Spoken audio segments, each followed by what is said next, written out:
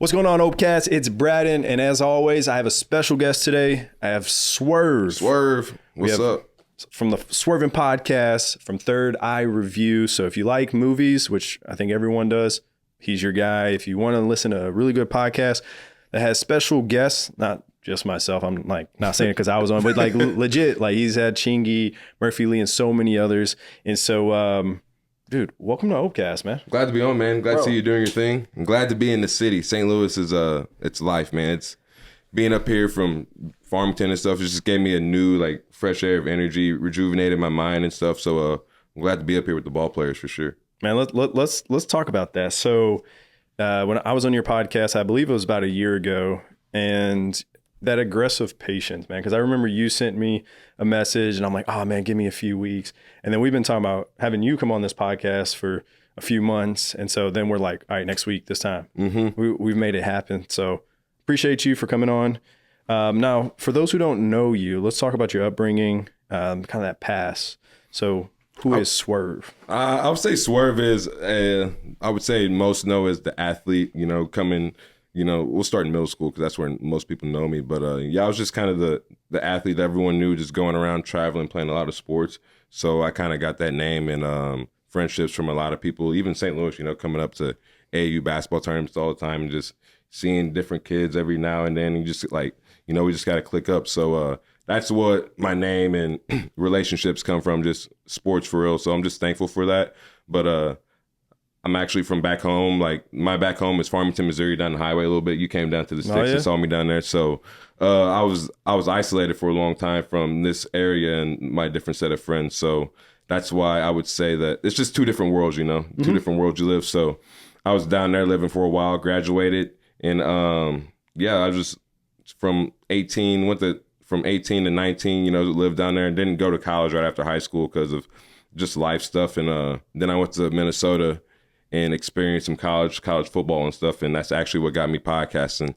Being so far away from home, all my friends would hit me up like, Swerve, what's the movie to watch? What's the movie to watch? I'm like, man, just watch this, watch that, watch this. So I was like, you know what? I'm just going to drop YouTube videos. So I just got the camera out, the phone out, and just start doing like what to watch every week. And then it was just crazy because people would come up to me like, man, Swerve, you got that voice, man. Like, you got that voice. I'm like, I'd look at them like, what are you talking about, that voice? Like, I don't know what you're talking about. I always think my voice is too deep, or the women say I talk too loud and stuff. So I just got to one day where I was like, man, I'm just going to start running with the mic. So, thankful for Joe Rogan and all that stuff, and just learn how to work things up and, just start podcasting and stuff. And that's where Swerve came about. And Swerve stuck with me so long in my life that, Big Sean and the Mercy Kanye West song, I was making Twitter and heard that Swerve. I was like, yeah, that's going to stick with me, Yeah. So people just always call me Swerve and stuff. And it's just growing with me in life. And starting the podcast, I was like, man, what's something like you can call the podcast? So I was just thinking about like, I don't want to talk about movies. Like, I don't want you coming on my podcast and talk about movies, just movies and all that. I want to talk about food and how you came up. So I was like, you know what? We're going to call it Swerve and just kind of get a taste of everything. We can talk about movies, talk about sports. So, I just... I like that. I've just been living life and had to collect a lot of me through the years. And that's Swerve. That's really Swerve. So just thankful for my upbringing. So nowadays, I feel like we're in that time where you can learn anything and everything. Is that what you had to do whenever you were starting the podcast? Oh, 100%. I thought you could just like talk to the phone and, upload something and then you start watching Joe Rogan. And it's like, how does that sound so crisp? So you like just really start researching, and it took a lot of trials and errors, but, where it comes like editing off an iPhone, an hour podcast, like, the humbleness of like the small stuff, like where you really got to go to, and just living with, uploading something and, like we talked about, having 6 views for a long time and just, the true come up of stuff. Like I was there, I was there and did that. I feel like that's what makes us admire those who are chasing their dream. Yes. Or like, people see the numbers of social media, right? And I mean, for some, it's like they make one video, they pop off, or, they may have been studying someone for a long time and then they're like, oh, let me emulate that. And then all the trial and error is done. And so it's like, for you to keep, to have that persistence of 6 views, like I tell people, like my first 2-3 followers, my wife, my mom, and probably one of my friends, Yeah. And so, no, man, that's awesome. Like that, to have that persistence.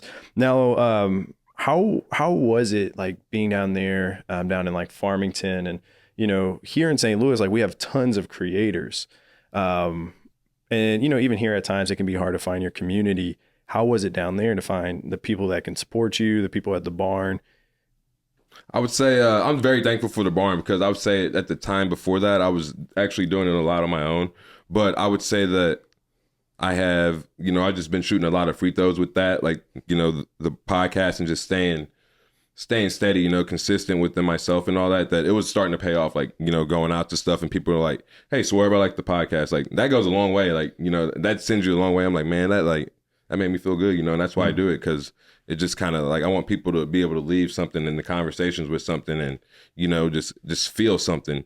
But once the barn came in, and, I just started giving energy that the people saw in me, I could give to them, like, hey, bring that energy over here, because we all want to do that too. That's what I'm about, man, because, I want everybody to do what they dream to do, and it does take a team in all areas, so Facts. I needed the barn every way they needed me, so that was just right on time with everything, for sure. Yeah, definitely the team, man. Like, we were talking off camera, but it was like, I wanted to start a podcast back in like 2020. I bought some mics, nothing like these, but it was like, I realized how much work went into it. And I did like the Instagram live series where I got to interview, I think like 20, 30 people. Mm-hmm. It's interesting. I think I need to get all those people back on this podcast, like now that we have a legit setup. But it's just that aggressive patience, like to make it happen. And so that very first episode that you put out, because you're coming up on season 6 with Swervinn Pod. Swerve Pod. Yep, Swervinn Pod. Swervinn Pod. You're coming up on season 6 for that. But what was it like to record that first one? And then also on top of that, to have your first guest come on? I was just very thankful, but I would say that was like, once I got my first guest, I was thinking of the next guest. You're always thinking about how you can do the next thing better. So once I got my first guest, it got the jitters out the way. Like, okay, I can really do this interviewing thing, and I got to realize how I could do it.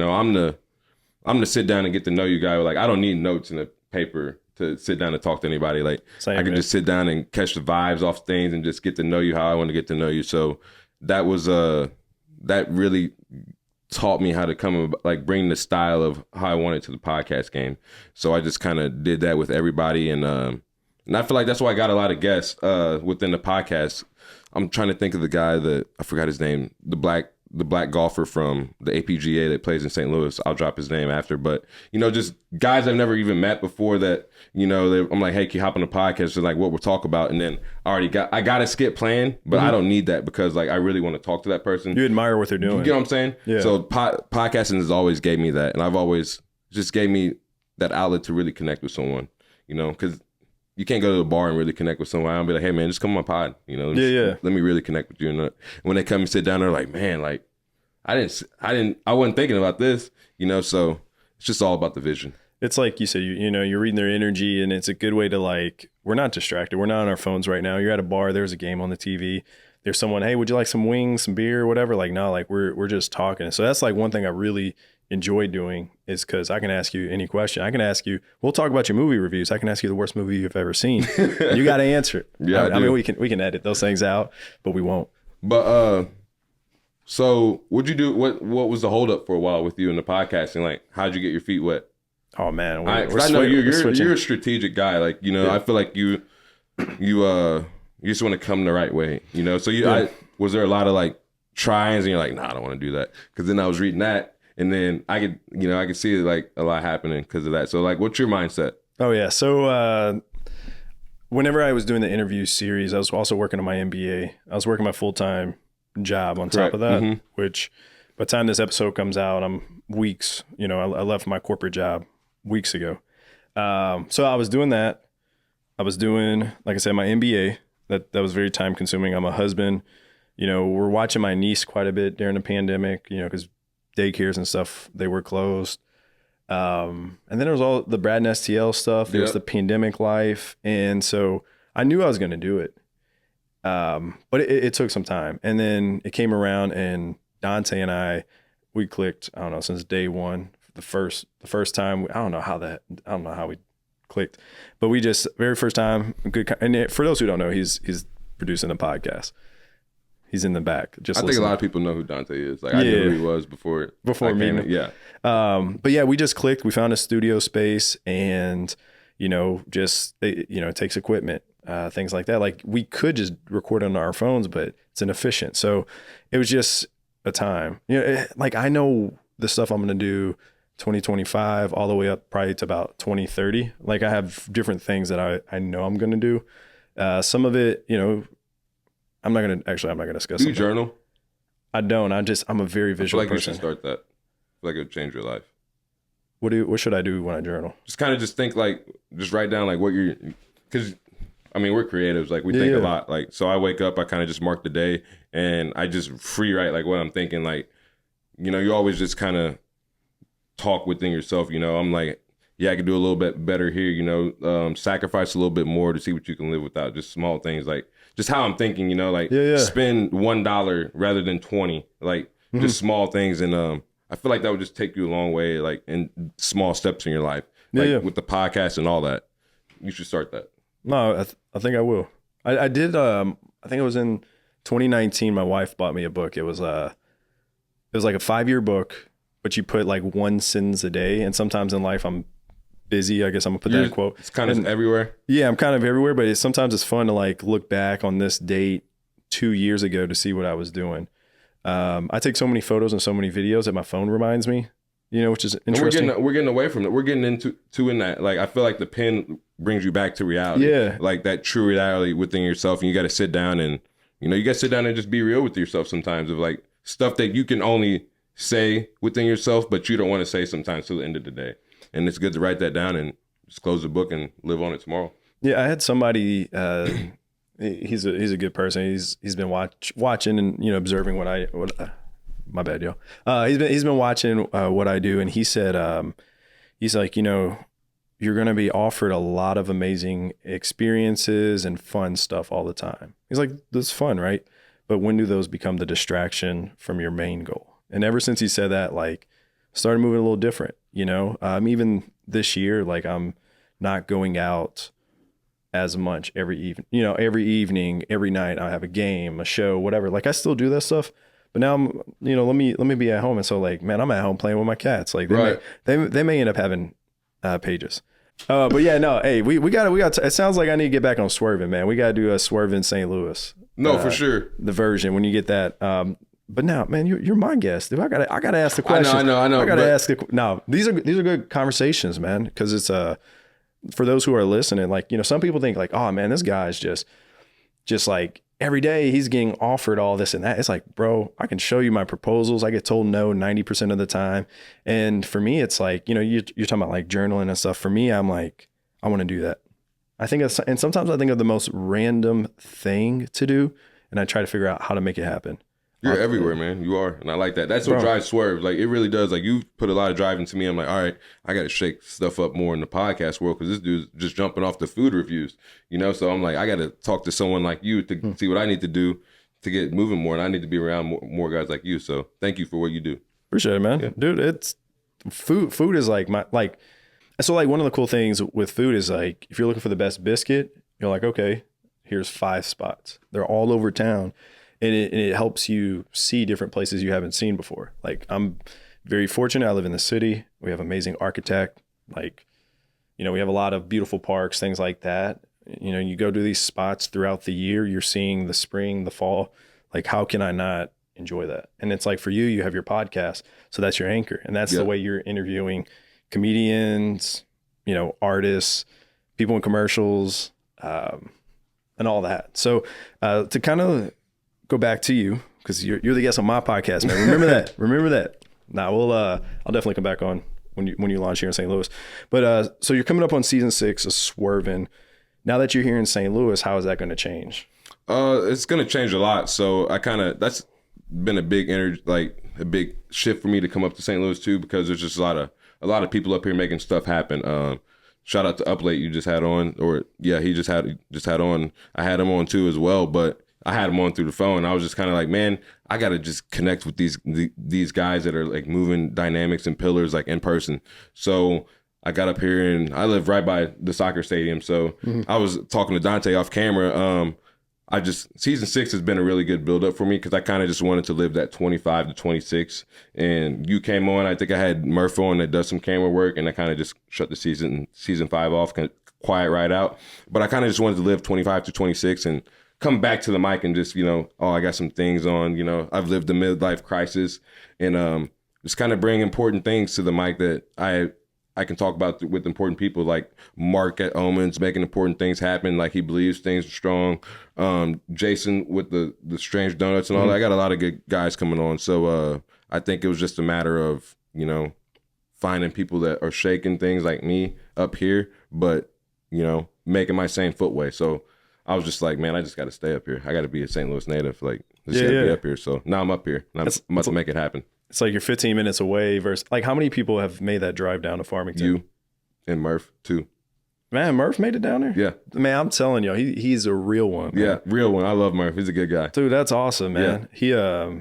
But like I'm trying to have the guys on and all that. The guys STL, they play do basketball reviews and stuff. It's hard to get all of them down there at one time, and like they're all on different schedules. So I'm like, you know what? Like I gotta make ends meet, and I was just like, probably just be easier for me to move up there. And I umpire baseball and stuff on the side a lot too, so it all works out at the end of the day. So yeah, season 6 is gonna be a great thing. I got 10 great guests lined up. I'm kind of keep quiet right now, but I'm gonna try to kick off right around May and stuff. I'm gonna have like a little Swervinn Podcast kickoff party, about 50 to 100 people, and it'll be good. It'll be good, man. I think it's gonna be a good time. I think it's my calling to come up here, dude. I know it's your calling. I know it's gonna be a good time, and one of the things I always try to do and just show people is that everything is possible out of St. Louis. So all the people that you had, virtually on your interview, you'll figure out how to make it happen here. If it's that one comedian, he's going to perform, or he or she, whoever, like that person's going to perform at Helium.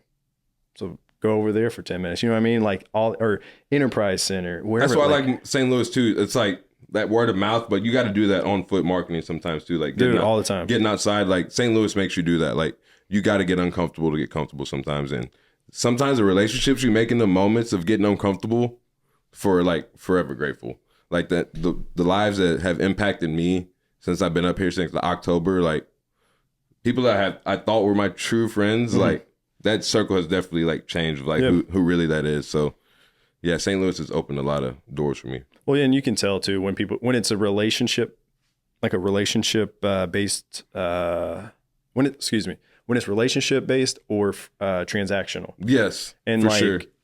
For some reason, and I know I've been asked this on different episodes, but people are, hey, what high school you went to? Instantly, I'm like, man, is this going to be a transactional thing? Because you're asking me all this old stuff, and you're going to have this like preconceived notion of who you think I should be. Like, I don't know, like there's something like that. Yeah, I never thought of that way. Like if I'm not going to ask you it. Like I'll ask you what part of town you live in. Right. Oh, I live by the soccer stadium. Oh, dude, that's awesome. Like, let's talk about that. Because you're doing that now. And you can go watch. I need to do that. Experience a soccer game? Heck yeah, man. How's that experience like? It is like, the way I describe it is playoffs, second round of the playoffs for baseball. Okay, I've done that, and that's fire. Yeah, I would say that. And then second round playoffs of hockey, every single game. Okay. Every single game. So I wanted to talk to you about spots I've ate at up here. Yeah. Have you been to the Over Under Bar and Grill? Is that on Wash Ave? Yeah. I think I have. Yeah, for brunch. For just one time? Once, yeah. Man, I've been trying to dive through the menu. That's your spot? That's my spot. All right, let's get into your movies. And then, yeah, this is a good conversation. We got to do this live sometime. Like maybe I'll do Opecast live, and then like Dante, we can just have a bunch of like people. Like you have a bunch, I do a bunch. Like we do a crossover again and make it a big thing. Sounds good to me. There you go. Now, Third Eye Review. You're going in, you're watching these movies. People can be like, oh, what does this guy know about movies? But like you are legitimately watching all of the movies.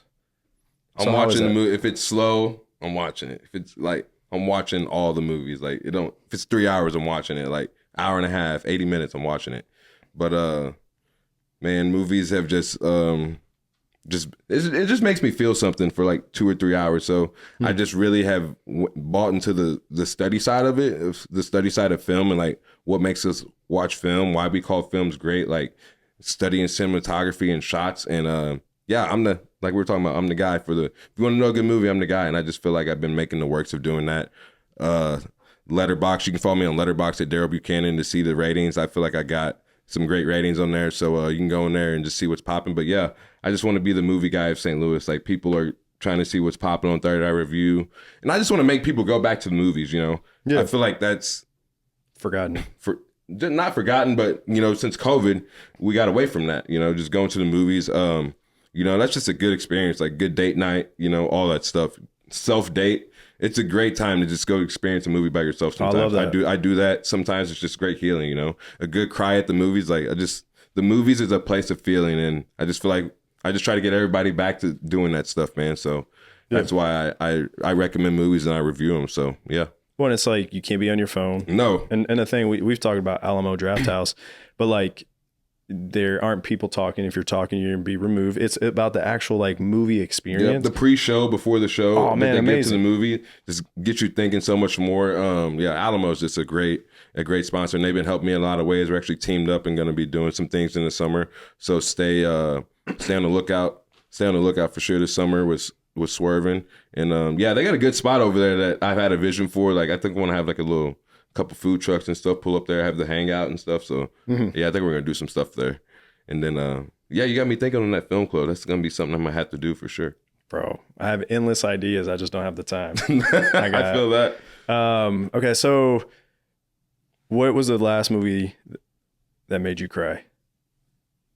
It was actually I just watched it the other night, and besides Dune 2, it didn't make me cry but tear up. But it would be The Boys in the Boat. It's have you seen that? I have not, no. So I'm not gonna see it because I'm not trying to. No, I feel that it's a sports movie actually. Yeah. So it's just about the underdog. I think it was the 1986 the paddle row team. Oh yeah. They were just talking about how they were like they were poor and stuff, and they just got together and started rowing boats, and they went and won the Olympics. But I'm a big sports guy. I'm a big camaraderie guy. I like movies that make me feel and kind of like. Yeah, get you You're going. Hyped after. Yeah, you're getting the team going, the guys, and just makes you want to go achieve something. And that made me feel something. And I feel like people. You had me thinking, man. You said, go to movies crying, and then like I'm getting ready to ask a different question, and I'm like, wait. Like Godzilla -1, I went and seen that, and it made me cry at the movies. I was like, I didn't expect to go see Godzilla and be crying. But that's how you know it's a good movie. Yeah, for sure. If it sparks any kind of emotion out of you, especially like one that like you're.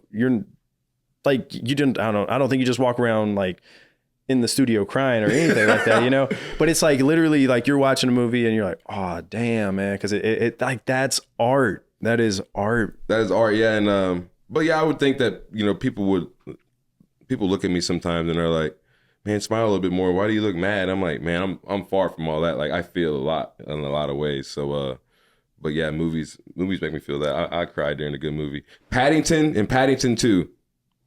Hey, if you want a good cry, that bear. I never thought that bear would make a 26-year-old cry, man. I was up grown crying. Dang. But it was good. It made me feel just like Paddington 2, Paddington 1 and 2. I would watch that.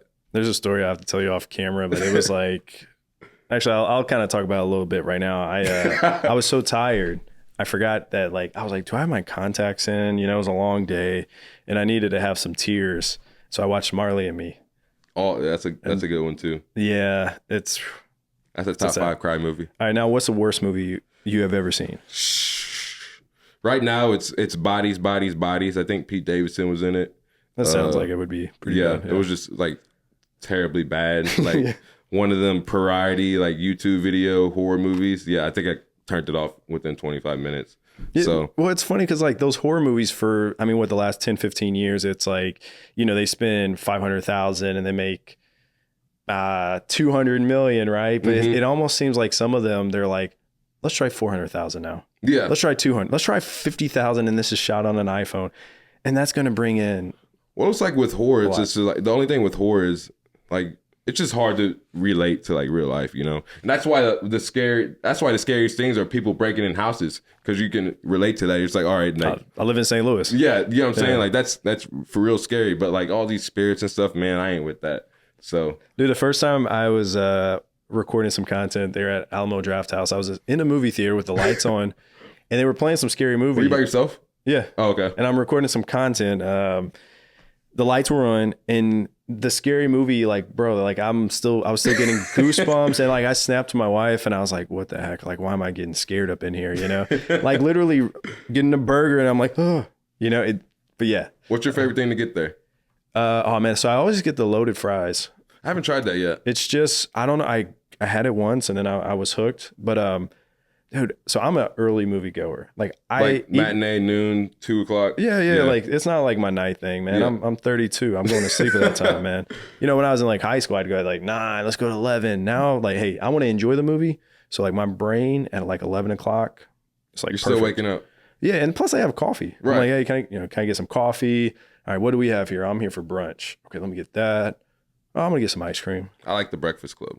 Man, yeah. Fire. They have So yeah, I'm not that's the one with the egg. the egg and the tomato. I get it, no tomato. Yeah. Okay, so I've had the that. tomato kind of surprised me first time. I was like, let me get it without this time, and then I was kind of like, yeah. But man, the crazy thing about me is you would think I'm a popcorn eater, but I'm not. So I was gonna ask you how many pounds of popcorn do you think you've like eaten in your life?